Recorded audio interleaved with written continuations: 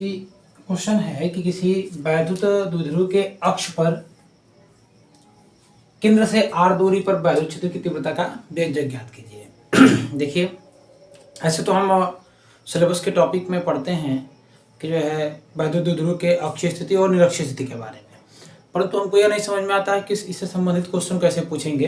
तो क्वेश्चन के बारे में यहाँ देखेंगे। ऐसे और भी टाइप पर अलग अलग क्वेश्चन पूछ सकता है, लेकिन क्वेश्चन का एक ही मतलब होगा कि हमको क्या जहाँ दे देखिए वैद्युत द्विध्रुव के अक्ष जहाँ दे देगा या अक्ष से संबंधित कोई अगर बात करता है, इसका मतलब हो जाएगा कि उसके अक्षीय स्थिति के बारे में हमको ज्ञात करना है। तो आइए हम देखेंगे क्या करेंगे। सबसे पहले हम एक बनाएंगे वैद्युत द्विध्रुव। मान लीजिए यह हो गया हमारा एक वैद्युत द्विध्रुव। वैद्युत द्विध्रुव की परिभाषा आप जानते होंगे, ऐसे ही हम रख सकते हैं इसको। यहाँ हो गया एक बिंदु, यह हो गया ए और यह एक बिंदु हो गया बी। बिंदु ए पर हमने रखा -q आवेश और बिंदु बी पर रखा +q आवेश। वैद्युत द्विध्रुव के बारे में आपको पहले से पता भी होगा, नहीं तो पता होगा तो आज जान लीजिए।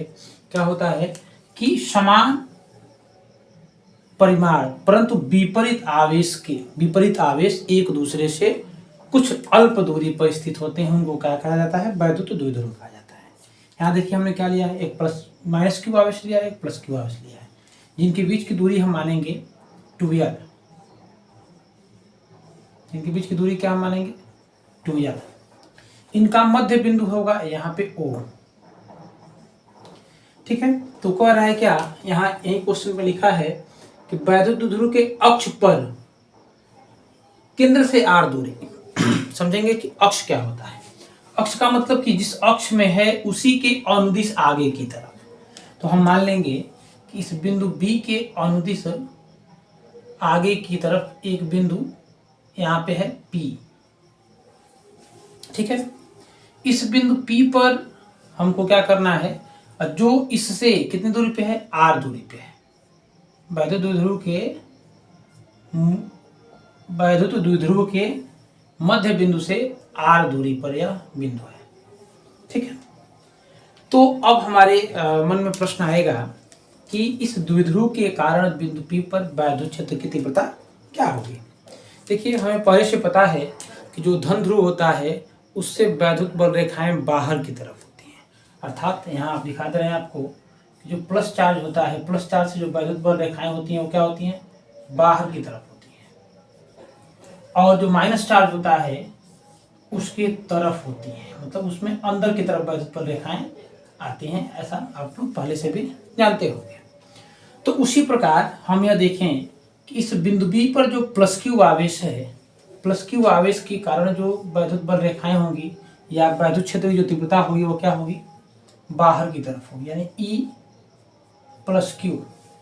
ओके, और जो -q आवेश है उसके तरफ अंदर की तरफ होगा। क्या होगा? अंदर की तरफ होगा E - q। E - q। ठीक है, अब हमको ये दोनों के बारे में पता लग गया। अब हमें यह क्या करना है, इन दोनों वैद्युत क्षेत्र के द्वारा बिंदु P पर परिणामी वैद्युत क्षेत्र की तीव्रता हमको ज्ञात करनी है। तो पहले तो हमको क्या करना होगा कि इन दोनों के द्वारा, +q के द्वारा और -q के द्वारा, उन बिंदुओं पर क्या करना होगा, हमको वैद्युत क्षेत्र ज्ञात करना होगा। जैसा कि आपको पता है कि +q आवेश और -q आवेश के बीच की दूरी कितनी है? 2l है। तो इन दोनों के बीच की दूरी क्या होगी? l, और इनके बीच की दूरी क्या होगी? l। ठीक है, तो हम यह कहें कि -q आवेश के कारण बिंदु P पर उत्पन्न वैद्युत क्षेत्र की तीव्रता, -q आवेश के कारण बिंदु P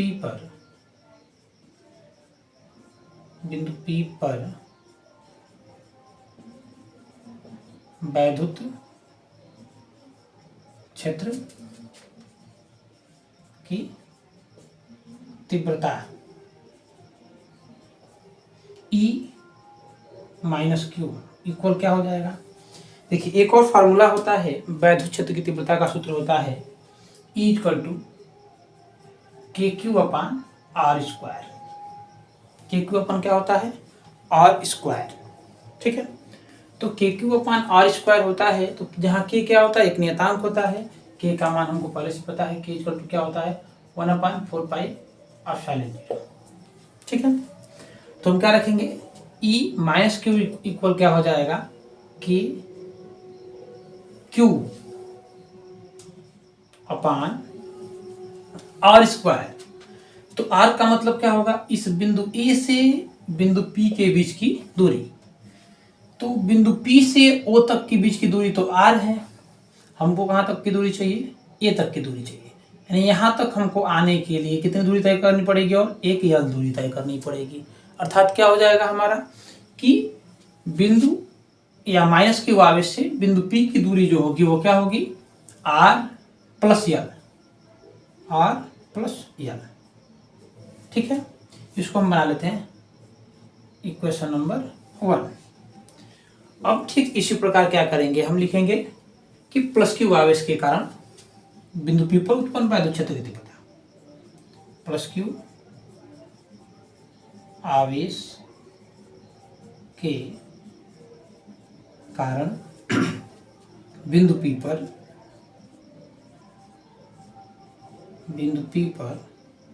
वैद्युत क्षेत्र की तीव्रता, वैद्युत क्षेत्र की तीव्रता E प्लस क्यू इक्वल क्या हो जाएगा E plus Q equal, E plus Q equal क्या होगा हमारा फार्मूला वही होगा के क्यू, यानी के क्यू अपान आर स्क्वायर।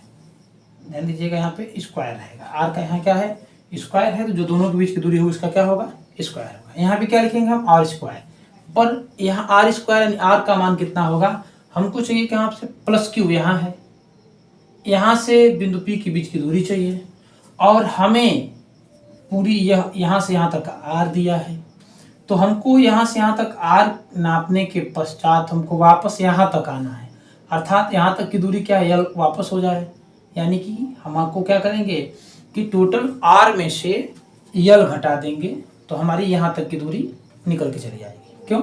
क्योंकि इसके मध्य बिंदु ओ से पी की दूरी है आर, मध्य बिंदु ओ से बिंदु बी की दूरी है क्या यल, यानी कि हमको बिंदु बी से ही हमको यहाँ तक की दूरी चाहिए, तो क्या करेंगे आर में से यल को आसानी से क्या कर देंगे घटा देंगे, यहाँ आ जाएगा क्या आर माइनस यल का स्क्वायर। ये हो गया हमारा समीकरण नंबर 2। अब यहाँ समझना है कि हमें बिंदु P पर परिणामी वैद्युत क्षेत्र चाहिए हमको। हम कहेंगे यदि बिंदु P पर परिणामी वैद्युत क्षेत्र की तीव्रता E हो, तो यदि बिंदु P पर परिणामी बिंदु P पर कुल वैद्युत क्षेत्र की तीव्रता, कुल वैद्युत क्षेत्र की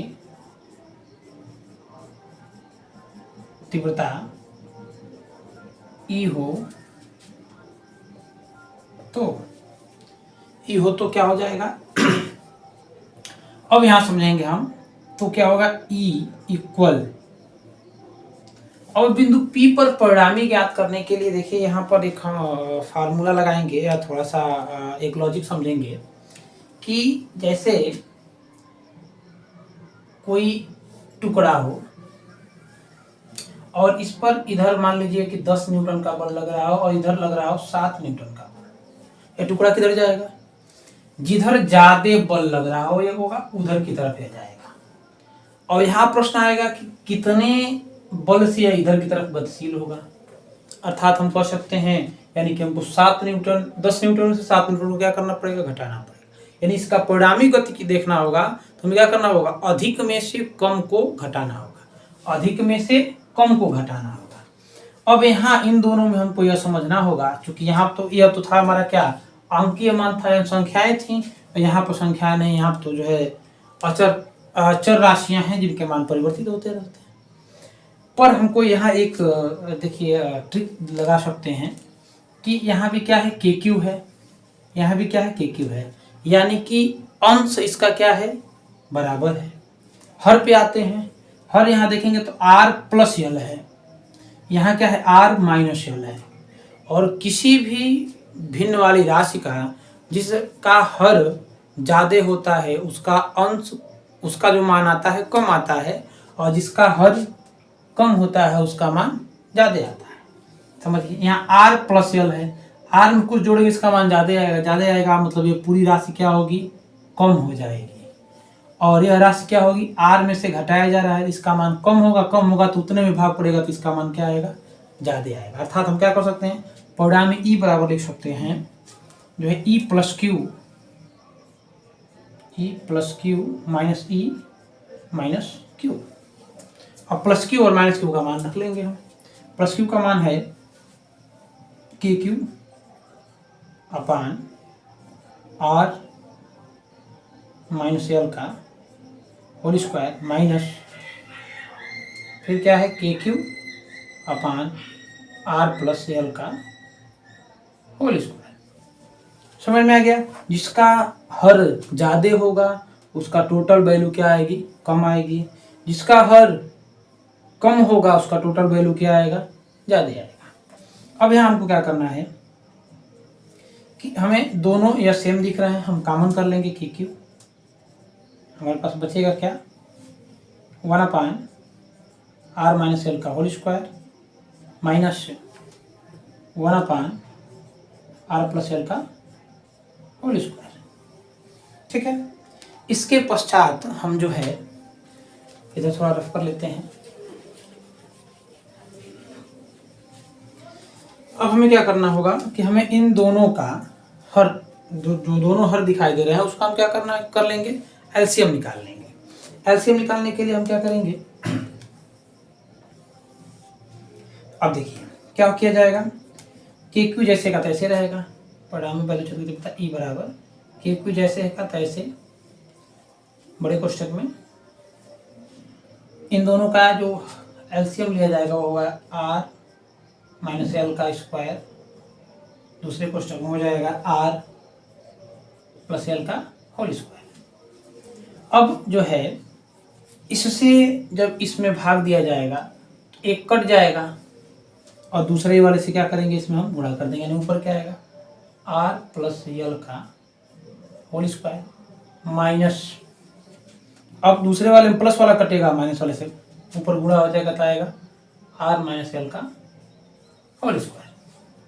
ठीक है, अब इसके बाद अगर यहाँ नहीं समझ में आ रहा तो फिर यहाँ पुनः लिख दे रहे हैं। यहाँ हमारा मान क्या था के क्यू इक्वल क्या था कोष्ठक में 1 अपान r माइनस यल का होल स्क्वायर माइनस 1 अपान r प्लस यल का होल स्क्वायर। जो चीज़ें यहाँ लिखी हुई हैं वही चीज़ें यहाँ लिख दिए ताकि इसको समझ में आए आसानी से। क्या किए हैं हम दोनों का एलसीएम, दोनों का क्या किए हैं एलसीएम। एलसीएम के पश्चात इससे भाग दिया जाएगा इसमें तो यह कट जाएगा, यह बचेगा इसका ऊपर गुणा, इससे भाग दिया जाएगा तो यह कटेगा, जो बचेगा उसका ऊपर गुणा। अब चलिए अब हमको क्या करना है केकू यहाँ एक फार्मूला लगाएंगे, यहाँ एक फार्मूला लगाया जाएगा।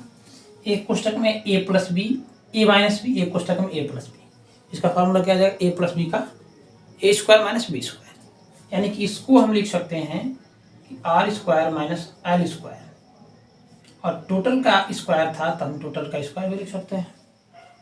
ठीक है, और इसका हम क्या करेंगे प्लस बी के होल स्क्वायर पे वर्ग कर देंगे, यानी कि इसका सूत्र कर देंगे तो क्या आएगा R square plus L square plus 2r minus, और दूसरा कोष्ठक नहीं खोलेंगे क्योंकि अंदर का चिन्ह माइनस में है, तो क्या हो जाएगा R square minus plus L square minus 2r, क्योंकि ये कोष्ठक में क्या होता है एक में प्लस का होता है a प्लस बी का होल स्क्वायर होता है square plus B square plus 2ab, और a माइनस बी का होल स्क्वायर क्या होता है square plus B square minus 2ab। अब हम क्या करेंगे कोष्ठक को ओपन कर देंगे, के क्यू, ये हो जाएगा R square minus L square का होल स्क्वायर। कोष्ठक ओपन करेंगे तो देखेंगे R square plus L square plus 2RL। कोष्ठक को ओपन करते हैं तो चिन्ह विपरीत हो जाते हैं, चिन्ह बदल जाते हैं, यानी कि माइनस आर स्क्वायर फिर माइनस एल स्क्वायर और माइनस है तो हो जाएगा प्लस 2RL। ठीक है, अब क्या होगा देखेंगे तो समान चिन्ह वाले जो आर स्क्वायर प्लस में है आर स्क्वायर माइनस में कट गया, एल स्क्वायर प्लस में है एल स्क्वायर माइनस में है कट गया। ऊपर क्या बचा, ऊपर हमारा बचा है के क्यू और 2RL प्लस 2RL यानी 4RL upon R square minus L square का होल स्क्वायर। अब यहाँ तक तो आसानी से आ गया। अब इसके बाद अब हम क्या करेंगे, अब छोटा सा एक इसमें फार्मूला इंक्लूड करेंगे। क्या होगा वह कि हम के को के ही रखें और के क्यू चलिए रख लेते हैं। उसके बाद जो अंदर वाला पार्ट है उस अंदर वाले पार्ट में हम कहें कि 2 × 2RL upon R square minus L square का होल स्क्वायर। ठीक है, तो या एक चीज और कर सकते हैं, यहाँ पे हम आर स्क्वायर को हटा देते हैं, कह देंगे क्या कि आर की तुलना में, यानी जो ये आर है उसकी तुलना में द्विध्रुव के जो बीच की दूरी थी वो बहुत कम हो, यानी आर की तुलना आर क्या हो बहुत अधिक हो एल से, उस स्थिति में आर स्क्वायर का भी मान हो जाएगा बहुत ज़्यादा एल स्क्वायर से, और उस इस स्थिति में एल स्क्वायर को नगण्य, इस स्थिति में एल को क्या मान लिया हम नगण्य मान लेते हैं। नगण्य मानने पर नगण्य मान लेंगे तो एल स्क्वायर हमारा क्या हो जाएगा हट जाएगा, तो बचेगा हमारे पास क्या के क्यू और 2RL अपान आर स्क्वायर का स्क्वायर, यानी कि के 2 नहीं 4 होगा, 2 नहीं क्या होगा 4 होगा, 4 है तो 4 ही रहेगा। के क्यू इंटू इसको हम लिख सकते हैं 2 × 2RL अपान आर पे 4 बार, तो एक आर का मान इससे कट जाएगा, बच जाएगा आर के पास कितना 3। और हमारा फार्मूला एक होता है चूंकि दिखा सकते हैं यहाँ पे हम P बराबर 2QL, तो यहाँ दिख रहा होगा 2Q और L, ये क्या हो जाएगा हमारा P, बचेगा हमारे पास क्या 2K और 2QL की जगह पे क्या हो जाएगा P, यानी 2KP अपान R पे 3, किसके द्वारा बायु क्षेत्र की तीव्रता E द्वारा। या हम इसको कह सकते हैं एक और फार्मूला इसमें, या इसी को हम कह सकते हैं क्या कि K का मान होता है 1/4πε0 इंटू 2P अपान RQ, यानी कि हमारा टोटल फार्मूला क्या आएगा, अगर नहीं दिखाई दे रहा हो तो हम यहाँ लिख दे रहे हैं, समझ लीजिएगा। टोटल वैल्यू इसका क्या आएगा E इक्वल 2KP अपान RQ, या हम K का मान रख सकते हैं 1/4πε0 इंटू 2P अपान RQ, इसके इक्वल क्या होगा E के इक्वल, यानी परिणामी वैद्युत क्षेत्र की तीव्रता का मान क्या होगा हमारा यह होगा। ठीक है, इसका मात्रक होता है न्यूटन प्रति कूलम। आशा करते हैं कि आपको व्यवस्थित समझ में आया होगा, एक बार इसको ध्यान से देख लीजिए।